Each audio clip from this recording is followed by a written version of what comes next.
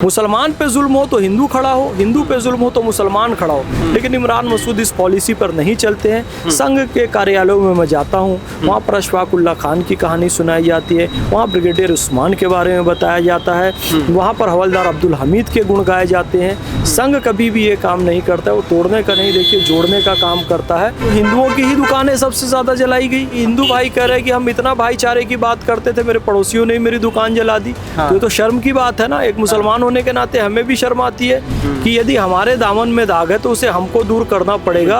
वो शख्स मुसलमान हो ही नहीं सकता जिसका पड़ोसी उसकी हरकतों से महफूज ना हो। ये पैगंबर हजरत मोहम्मद सल्लल्लाहु अलैहि वसल्लम कहते हैं। मैं भी एक मुसलमान हूँ। वी डोंट लाइक औरंगजेब, हमको औरंगजेब नहीं चाहिए। तो मुसलमानों का औरंगजेब से क्या लेना देना है? वो तो एक आताताई है। नागपुर में हिंसा हुई है, उसको लेके कई तरह के बयान आ रहे हैं। संजय राउत ने कहा है कि हिंदुओं ने हिंसा भड़काई है। आपकी इस पर क्या राय है? बिस्मिल्लाहिर्रहमानिर्रहीम, रब्बिश रहली सदरी व यस्सिर ली अमरी वहलुल उक़दतम मिन लिसानी यफ़क़हू क़ौली।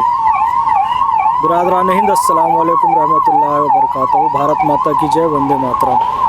देखिए, संजय राउत का ये बयान दुर्भाग्यजनक है और संजय राउत को ऐसे धर्म की राजनीति और किसी धर्म को टारगेट करके नहीं कहना चाहिए। मैं मुस्लिम हूँ, कोई अचानक से ये कहेगा इन सब घटनाओं के पीछे दोषी सारा मुस्लिम समाज है और मुस्लिम है, और एक बार में पूरे मुस्लिम समाज को कोई आतंकवादी कह देगा, देशद्रोही कह देगा, तो मुझे भी बुरा लगेगा। हाँ, हमें पता है कुछ कट्टरपंथी लोग हैं जो ये बुरी हरकत करते हैं। देखो, हिंदू ऐसा है, दुनिया की सबसे उदार कौम है और हिंदुओं ने ही इस देश को बसाया है, रचाया है, सबको स्वीकार किया है। उसका कारण आप समझिए, इस देश में कितने विदेशी आक्रमण हुए, हिंदुओं ने किसी को सहन नहीं किया।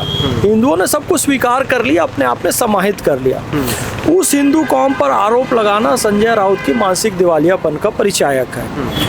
और शिवसेना के होते हुए अभी शायद बाल ठाकरे साहब जिंदा होते तो इन्हें उल्टा लटकाकर इतनी छड़ी मारते कि मैं क्या बोलूं। जो बाल ठाकरे साहब हिंदुत्व के लिए काम करते रहे, छत्रपति शिवाजी को अपना आदर्श मानते रहे, छत्रपति संभाजी महाराज को अपना आदर्श मानते रहे, आज उनकी पार्टी से एक व्यक्ति निकलकर ये कह रहा है कि औरंगजेब की कब्र जो है वो छत्रपति शिवाजी महाराज के शौर्य का प्रतीक है। छत्रपति शिवाजी महाराज के शौर्य का प्रतीक औरंगजेब की कब्र नहीं है। कल्याण का किला है जो 16 वर्ष की आयु में उन्होंने जीता था। रायगढ़ का किला है जहां उन्होंने छत्रपति शिवाजी की उपाधि ली थी। 1674 में पंडित गंगा भट्ट ने उनका राज्याभिषेक किया था। वो रायगढ़ का किला उनके शौर्य का प्रतीक है। तो ये संजय राउत को शर्म आनी चाहिए कि ये कह रहे हैं कि हिंदुओं ने नागपुर का दंगा प्रारंभ किया। देखो भाई, प्रदर्शन हो रहा है, भारत की जीत का प्रदर्शन हो रहा है। फाइनल जीता भारत ने, उसमें भी कुछ सामाजिक तत्वों ने दंगा किया, है ना। जब ये बीमारी आई थी उस समय भी डॉक्टरों पर पत्थरबाजी हुई, कश्मीर में भी सेना पे पत्थरबाजी हुई। तो मुसलमानों को वर्गलाने और भड़काने के लिए कट्टरपंथी मौलानाओं का वर्ग है जो उनको भड़काता है, वर्गलाता है, बहकाता है, और कुछ नासमझ मुसलमान आ भी जाते हैं।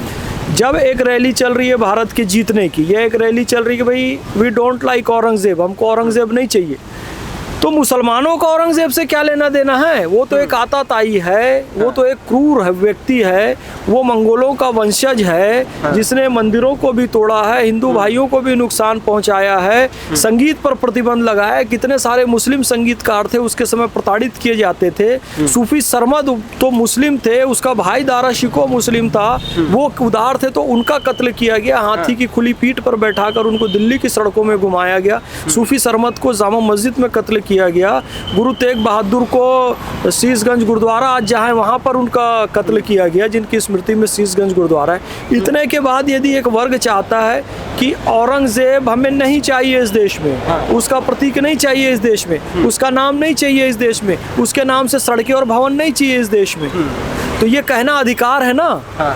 तो वो एक प्रदर्शन कर रहे हैं, उस पे किसी के बहकावे में आकर आप ये अफवाह उड़ा दो कि कुरान शरीफ की आयतें जलाई गई, कुरान शरीफ के पन्ने जलाए गए, तो ये गलत है। कोई कुरान शरीफ की आयत या पन्ना नहीं जला सकता मेरे भाई, किसी की इतनी हिमाकत नहीं है। मुसलमान किसी के भड़कावे में ना आए। मैं भी एक मुसलमान हूँ। अल्लाह के रसूल पैगंबर हज़रत मोहम्मद सल्लल्लाहु अलैहि वसल्लम और कुरान शरीफ हमारे लिए बहुत पाक है, बहुत इज़्ज़त वाली चीज़ें हैं ये हमारे लिए। तो विपक्षी लोगों के लिए, कट्टरपंथी लोगों के लिए टूल बन जाता है, क्योंकि मुसलमान कुरान शरीफ के लिए सेंसिटिव है। तो एक अफवाह फैला दो कि कुरान का अपमान हुआ तो मुसलमान घरों से बाहर निकल जाएगा। ऐसे समय में मुस्लिम उलेमा, मुफ्ती, दानिश्वर, मौलाना, इनका कर्तव्य बनता है कि ये बाहर आएँ और मुसलमानों को समझाएं और शांत रहने की अपील करें, भड़कने ना दें बल्कि शांति की अपील करें। बाला साहेब ठाकरे द्वारा एक पेपर है, एक मैगजीन है, वो संचालित की जाती है सामना करके। उसमें एक लेख आया, उसमें लेख में ये लिखा हुआ था कि जो हिंदू संगठन है वो आज की डेट में हिंदू तालिबान बन चुके हैं, तालिबान के तर्ज पे काम कर रहे हैं। और बाला साहब ठाकरे द्वारा संचालित किया जाने वाला पेपर अगर ये लिख रहा है तो आप इस पर क्या सोचते हैं कि जो एक हिंदू हृदय सम्राट कहे जाते थे, आज वही पेपर हिंदू संगठनों को हिंदू तालिबान से जोड़ रहा है? मैं यही कह रहा हूँ, अगर बाला साहब ठाकरे आज होते तो उद्धव ठाकरे और संजय राउत को उल्टा लटका के छड़ी मारते, जैसे बच्चों को छड़ी मारते हैं ना, बिगड़ जाता है तो। हाँ। ये ज्यादा उद्दंड बालक है, इनको उल्टा लटका कर छड़ी मारते। ये इतने बदतमीज हो गए, इन्होंने बाला साहब ठाकरे की भी इज्जत नहीं रखी है। बाला साहब ठाकरे ने एक आदर्श स्थापित किया था, वो कभी किसी से मिलने नहीं गए। हाँ। अपनी चेयर पर बैठे रहते थे। हाँ। जिसको भी मिलना था वो उनके पास आकर मिलता था। आज उनकी औलादें सत्ता के लिए राजनीतिक दलों के पास जाकर उनके तलवे चाट रही हैं, उनको नतमस्तक कर रही हैं। छत्रपति शिवाजी महाराज के विरोध में खड़े हो गए हैं, औरंगजेब के समर्थन में खड़े हो गए हैं। और जो हिंदू सनातन संस्कृति है, जिसके बारे में गोस्वामी तुलसीदास जी ने लिखा, राम राज काहू नहीं व्यापा, दैहिक दैविक भौतिक तापा, सब नर करी परस्पर प्रीति, चलही स्वधर्म निरत श्रुति नीति। आज उसकी तुलना ये तालिबान से कर रहे हैं। तालिबान क्या किया? सारे गुरुद्वारे खत्म कर दिया, सारे मंदिर खत्म कर दिया, लोगों की हत्या करके और उनके सरों से फुटबॉल खेला। क्या बौद्ध मंदिर, क्या जैन मंदिर, क्या गुरुद्वारे, क्या सनातनियों के मंदिर, सब खत्म कर दिया उन्होंने। शिया को भी खत्म कर दिया, अहमदिया को भी खत्म कर दिया। यानी अपने मुसलमान में भी जो उनकी विचारधारा से मेल मिलाप नहीं रखते थे, खत्म कर दिया। फिर उसके बाद महिलाओं की शिक्षा पर प्रतिबंध लगा दिया, महिलाएं बुरखे में रहें, ये कर दिया पूरे समय। आप हिंदू तालिबान से तुलना करते हो, यहाँ क्या हो रहा है? बेटी पढ़ेगी अभियान चल रहा है। हाँ। बेटी पढ़ेगी विकास गढ़ेगी। हाँ। नारी को पढ़ाया जा रहा है, नारी सशक्तिकरण की बात की जा रही है। वहाँ तालिबान एक धर्म के अलावा किसी की सुनता ही नहीं है।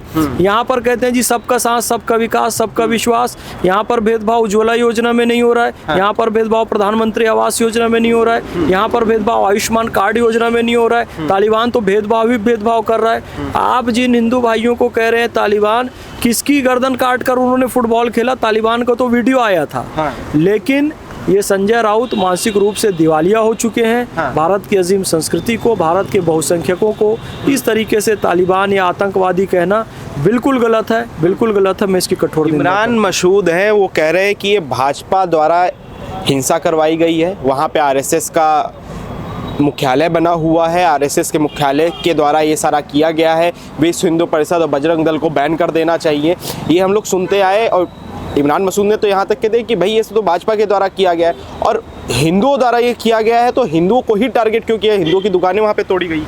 देखिए, मैं बार बार कहता हूँ, इमरान मसूद ने कहा था मोदी जी यहाँ आएंगे तो हम उनकी बोटी बोटी कर देंगे। हम तो भाई बोलने में भी शर्म आती है। हम तो कहते हैं कि अल्लाह लंबी उम्र दे मोदी जी को। तो जो व्यक्ति ऐसे आतंकी वाली शब्दावली का इस्तेमाल कर सकता है, अभी भी लोग कह रहे हैं ना कि हम खून की नदियाँ बहा देंगे, हम कुर्बानी देने तैयार हैं, हम देख लेंगे, हम नेस्त नाबूद कर देंगे और उखाड़ फेंकेंगे और चंद्रबाबू और नीतीश को भी हम देख लेंगे। ये धमकी दे रहे हैं, जगदम्बिका पाल जी को धमकी दे रहे हैं सीधा सीधा कि हम तुम्हें देख लेंगे। देखिए, ये जो इमरान मसूद कह रहे हैं, संघ का वहाँ पर मुख्यालय है। तो संघ का मुख्यालय तो झंडेवालान में भी है, दिल्ली में भी है, नागपुर में भी है। संघ की शाखाएं पूरे देश में लगती है, संघ के स्वयंसेवक पूरे विश्व में है। तो क्या संघ सब जगह दंगे करवा रहा है? संघ की तो ये मानना है उदार चरिता नाम वसुधैव कुटुंबकम, वसुधैव कुटुंबकम की भावना से संघ चल रहा है। यदि संघ कर रहा है या हिंदू कर रहे हैं, आप कह रहे हैं, तो हिंदुओं की ही दुकानें सबसे ज्यादा जलाई गई। और एक मेरे पास एक वीडियो भी आया है कि हिंदू भाई कह रहे हैं कि हम इतना भाईचारे की बात करते थे, मेरे पड़ोसियों ने मेरी दुकान जला दी। तो ये तो शर्म की बात है ना, एक मुसलमान होने के नाते हमें भी शर्म आती है कि यदि हमारे दामन में दाग है तो उसे हमको दूर करना पड़ेगा। वो शख्स मुसलमान हो ही नहीं सकता जिसका पड़ोसी उसकी हरकतों से महफूज ना हो। ये पैगंबर हजरत मोहम्मद सल्लल्लाहु अलैहि वसल्लम कहते हैं। तो आपकी हरकतों से आपका पड़ोसी महफूज नहीं है तो आप मुसलमान हो ही नहीं सकते हदीसों के अनुसार। और हिंदुओं की दुकानें जलाई गई, हिंदू भाई रो रो के कह रहे हैं। तो ये चीज़ें देखनी चाहिए इमरान मसूद को। इमरान मसूद तब एक अच्छे नेता उभर कर आते जब वो हिंदू भाइयों के दुख दर्द तकलीफ़ों को कहते, क्योंकि हिंदू भाई जब मुसलमानों के दुख दर्द तकलीफ़ को कहता है ना, तब हमारे देश की खूबसूरती दिखाई देती है। मुसलमान अपने ही धर्म की बड़ाई करते रहे और हिंदू अपने ही धर्म की बड़ाई करते रहे और मुसलमान हिंदू को मारे और हिंदू मुसलमान को मारे, तो ये तो इस देश बदसूरत बन जाएगा। मुसलमान पे जुल्म हो तो हिंदू खड़ा हो, हिंदू पे जुल्म हो तो मुसलमान खड़ा हो। लेकिन इमरान मसूद इस पॉलिसी पर नहीं चलते हैं। संघ के कार्यालयों में मैं जाता हूँ, वहाँ पर अशफाक उल्लाह खान की कहानी सुनाई जाती है, वहाँ ब्रिगेडियर उस्मान के बारे में बताया जाता है, वहाँ पर हवलदार अब्दुल हमीद के गुण गाए जाते हैं। संघ कभी भी ये काम नहीं करता है, वो तोड़ने का नहीं, देखिए जोड़ने का काम करता है और जगत को विनम्र बनाने के लिए संघ कार्य कर रहा है, मेरा जो अनुभव है। यार रमज़ान का पाक महीना चल रहा है। रमज़ान के पाक महीने में 2 दंगे हुए हैं। एक तो 9 तारीख को हुआ जब भारत और अफगानिस्तान का मैच था तब हुआ, और एक हमको अभी 17 तारीख को देखने को मिला है दंगा। तो आपको लगता है कि भारत के मुसलमान के पास इतनी भी दिमाग नहीं है या बुद्धि नहीं है कि भाई रमज़ान का, जिसको अल्लाह पाक का महीना कहा जाता है, जिसमें सिर्फ इबादत करने की बात कही जाती है, उस महीने में दंगा करते हैं, पत्थरबाजी करते हैं, हिंदुओं को टारगेट किया जाता है, दुकानें जलाई जाती हैं, यहाँ तक कि जो डीएसपी लेवल के अधिकारी हैं उनके ऊपर कुल्हाड़ी से हमला किया जाता है। देखिए रमज़ान के बारे में ये कहा जाता है कि रमज़ान के महीने में शैतान को बंद कर दिया जाता है, यानी कि कोई शैतानी एक्टिविटी नहीं होती है। लेकिन अभी ये कलयुग चल रहा है, शैतान इतने बदमाश हो गए हैं, उन्हें बंद कर दिया जाता है तो वो निकल के बाहर आ रहे हैं और ये दंगे फसाद कर रहे हैं। जो समझदार मुसलमान हैं, मैंने देखा मौलाना शहाबुद्दीन रिजवी बरेलवी के बारे में बड़े कट्टरपंथी हैं, उन पर आरोप लगा, लेकिन अभी उन्होंने बहुत सुलझा हुआ स्टेटमेंट दिया। उन्होंने कहा कि रमज़ान के महीने में ये जो जंतर मंतर में वक्त के खिलाफ प्रदर्शन हो रहा है, ये नहीं होनी चाहिए। और मुस्लिम पर्सनल लॉ बोर्ड का काम है कि दीनी मामलों पर काम करे, मुसलमान के सुधार पे काम करे। वो लोग दंगे फसाद करवा रहे हैं, मुसलमानों को भड़का रहे हैं, तुम्हारी मस्जिदें छीन ली जाएंगी, मदरसे छीन लिए जाएंगे, खानकाह दरगाह छीन ली जाएगी। तो ये सारे शैतानी काम हैं। और यही काम नागपुर में भी हुआ कि मुसलमानों को भड़काया गया कि कुरान शरीफ की आयतों को जला दिया गया। ये भड़काने का काम किया गया, ये शैतानी काम है, ये नहीं होना चाहिए। इस देश में कोई कुरान नहीं जला सकता, कोई मस्जिदों को नुकसान नहीं पहुंचा सकता। तो ये लोग शैतानी काम कर रहे हैं, इनके भड़कावे में मुसलमान ना आए। रमज़ान का पाक व पवित्र महीना है, इसमें जोड़ने का काम करें, अपने हिंदू भाइयों के साथ बैठें, बल्कि उनको रोज़ा इफ्तार में भी बुलाएं और प्यार, अमन, मोहब्बत, भाईचारे से चलें। तो इस बार संघ ने भी बनाया, वीडियो हम लोगों ने देखी। लेकिन औरंगजेब की कब्र की अगर बात करें, औरंगजेब की कब्र को तोड़ने की बात कही जा रही है। आप क्या इस चीज़ का समर्थन करते हैं कि औरंगजेब की कब्र को तोड़ना चाहिए? देखिए, हमारा औरंगजेब से कोई लेना देना नहीं है। औरंगजेब की कब्र टूटे या रहे, हमको उससे कोई लेना देना नहीं है, क्योंकि औरंगजेब को मुसलमान खुद से जोड़ते हैं तब तकलीफ़ होती है। मंगोलों की औलाद है वो। मंगोल कहाँ से आए? मंगोलिया से आए। वो ना मुसलमान थे, ना बौद्ध थे, ना हिंदू थे, कुछ नहीं थे। स्थानीय धर्मों को, मानववाद, फिटिशवाद, टोटामवाद, ये सब स्थानीय धर्मों को मानते थे। क्रूर थे, हत्यारे थे, चंगेज़ खां था, हलाकू था, ये सब कोई मुसलमान नहीं थे। ये उनकी औलाद है। ये क्रूरता बाबर और औरंगजेब में भी कायम रही है। तो मुसलमान को अपने आप को औरंगजेब से नहीं जोड़ना चाहिए। सरकार की जो इच्छा है, संगठनों की जो इच्छा है, सरकार उस पर कानून बनाए, उसकी कब्र को हटा दे, तोड़ दे, या बनाए रखे, या बोर्ड लगा दे कि भाई ये क्रूर तानाशाह था, कुछ भी करे। इससे मुसलमानों का कोई लेना देना नहीं है। क्रूर तानाशाह बता रहे हैं, लेकिन कई मुसलमान ऐसे हैं उसको आलमगिरी बताते हैं कि भाई ये तो पूजने लायक है, इनकी इबादत करनी चाहिए। नहीं, पूजने लायक तो सिर्फ अल्लाह होता है। ला इलाहा इल्लल्लाह मुहम्मदुर रसूलुल्लाह, अल्लाह के सिवा कोई पूजनीय नहीं है। और पैगंबर हज़रत मोहम्मद सल्लल्लाहु अलैहि वसल्लम उनके रसूल हैं। लेकिन हाँ, बहुत लोग औरंगज़ेब का सम्मान करते हैं। तो मैं कहना चाहूँगा, जिस देश में आप रहते हो, बहुसंख्यक हिंदू भाई हैं, यदि उसने उनके मंदिरों को तोड़ा, उनकी भावनाओं को नुकसान पहुँचाया, तो मुसलमानों को औरंगज़ेब को महिमा मंडित नहीं करना चाहिए। देश की एकता, अखंडता, भाईचारे के लिए ये कहना है मेरा। ठीक है, मेरा आखिरी सवाल है भैया, दिल्ली के लुटियंट रोड पे, अकबर रोड, बाबर रोड, अन्य जो लोधी रोड वगैरह ये सब बनी हुई है, जो इस देश में आक्रांता आए थे। आपको लगता है कि इसको हटा देना चाहिए, ये जो नाम लिखे हुए हैं इनको हटा देना, चेंज करना चाहिए इन नामों को? देखिए ये संक्रमण का काल है। हम एक भारतीय मुसलमान है और एक हमारा गीत है, हमने अभिषेक किया था जन्नी का ऋषोणित से, हमने श्रृंगार किया था माता का रिमुंडों से, हमने ही उसे दिया था सांस्कृतिक उच्च सिंहासन, माँ जिस पर बैठी सुख से करती थी जग का शासन। अब काल चक्र की गति से यह टूट गया सिंहासन, अपना तन मन धन देकर हम करें पुनः संस्थापन, हम करें राष्ट्र आराधन, हम करें राष्ट्र आराधन। तो ये संक्रमण का काल है, पुनः प्राचीन जो भारत का गौरव था, विश्व गुरु वाला गौरव था, वो वापस आ रहा है। तो ये सारी चीज़ें होंगी, ये नाम परिवर्तन और आक्रांताओं के नाम हटाना ये सामान्य बात है। संक्रमण के काल में सब होगा, फिर एक शुभ स्थिति आएगी। धन्यवाद।